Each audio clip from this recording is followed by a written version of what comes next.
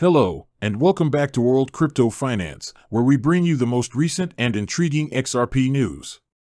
We're giving away 2,000 XRP to those who are watching. All you have to do is like this video, subscribe, comment, XRP is king, and watch the video to the end to be eligible.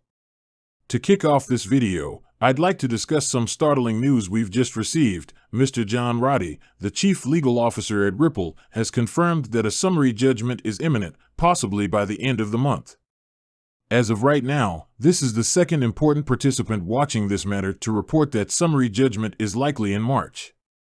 When I hear it, I know what most people are thinking. Does everyone just make up days? What is it about March that makes a dismissal so likely? For long, I too struggled to fathom March's purportedly unique appeal. In addition, I was perplexed by the conflicting timelines for when we were supposedly going to be granted summary judgment. Everything is pointing toward a March. Stephen Bear shows us, however, that March 31st does have some important symbolic meaning. Judges are given a specific amount of time to rule on matters before they are placed on what amounts to a late list. In all candor, I don't have a lot of information regarding the actual late list. But I do recall that in the past, this late list was utilized to foretell when Judge Torres would make a choice. In order to make a prediction, most individuals look for the latest possible day that a ruling may be made by a Judge Torres and then make the prediction shortly before that date. We do know that Judge Torres has never been late with a judgment, as she has never been on this list before. As a result, we anticipate this pattern to persist. What we do know is that Judge Torres has until that date to rule on whether or not to grant summary judgment. Yet, many anticipate that summary judgment rulings on other significant matters will be issued by March 31st. On the same day that Store Elder Roddy anticipates a judgment on summary judgment, James K. filing projected that the lawsuit would conclude. So, it is clear that Judge Torres must provide substantial answers to pressing issues by March 31st. Otherwise, she'll be added to the list of people expected to arrive late. Also, Judge Torres has never been on the late list before, so it's likely that she'll rush to make her decision on these crucial matters before the deadline. James K. files in, and it appears that Stuart Alder Roddy is now speculating that Judge Torres will rule on everything at once. She plans to rule on summary judgment and everything else she needs to rule on before March 31st so she doesn't get put on the late list. This makes a ton of sense to me. I'm beginning to understand why the conclusion of this case has been widely anticipated before March 31st. Of course, at this point, you know that nobody can see into the future. This, however, seems to make a lot of sense to me and at least provide some additional background for the widespread belief that this matter is close to being resolved. What happens next is currently unknown. Yet, this means that Judge Torres could issue a judgment on summary judgment today, tomorrow, or any other day. Now, if we make it to March 31st and still don't have a ruling, then I think it's safe to say that anything goes. This would put us in some fairly precarious legal ground if Judge Torres suddenly stopped caring about time, but I have a hunch that won't happen.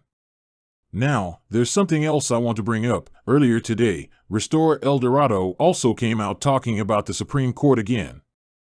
If we lose, which I think we can all agree is quite unlikely at the moment, but if Ripple loses Store Eldorado, Stuart Eldorado claims to be very confident that Ripple will win in the Supreme Court.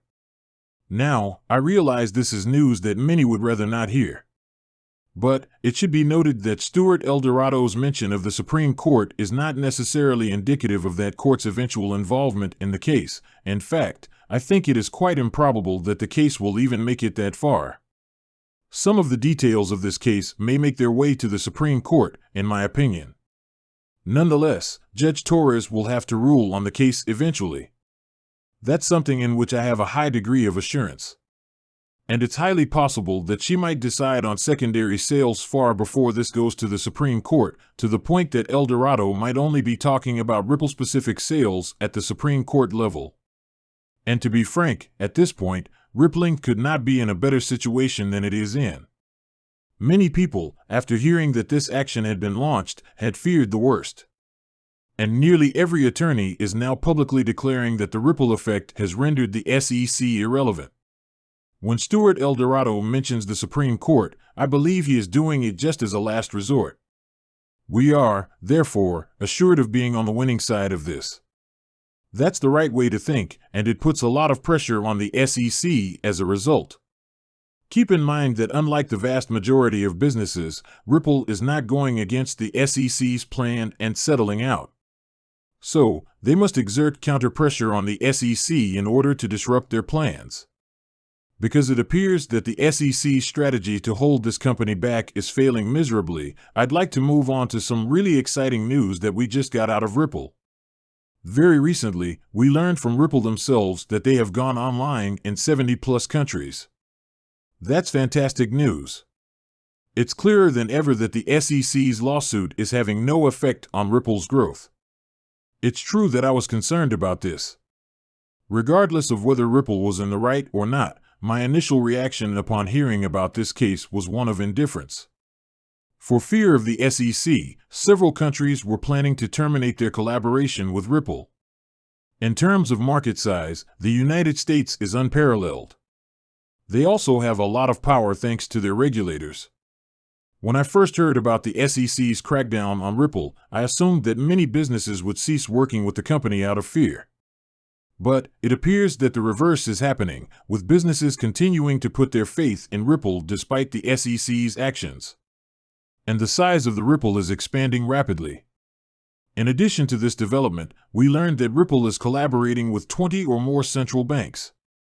Put forth another cryptocurrency proposal that has collaborated with 20 or more central banks. In fact, I can't think of a single other cryptocurrency initiative that has more than one partner. Wow, that's fantastic news. Additionally, it demonstrates how little these major players care about the current state of the SEC. Large organizations are adopting Ripple and XRP because it represents an improvement above current technology on a basic level. Present tense. The only positive sign we can see is this. This is something I keep repeating. Regardless of the outcome of unpredictable regulatory processes, confidence in Ripple's quality product and the viability of XRP as a workable solution must remain unshakable. We need assurance that the XRP ledger is a reliable platform on which to conduct these kinds of high-stakes business transactions across borders, and what we're seeing is that this technology is so advanced and effective that businesses, governments, and monetary authorities around the world are essentially giving the finger to the STC sector in order to continue collaborating with Ripple. Indeed, this is a very encouraging sign for our argument. Moreover, this reaffirms our belief that we are dealing with a first-rate firm. The fact that many individuals have zeroed in on the negative features of this case is, in my opinion, crucial to stress. But once this case is resolved, XRP will be the first digital asset with certain clarity trading in the United States, and that status will be something that no other cryptocurrency has.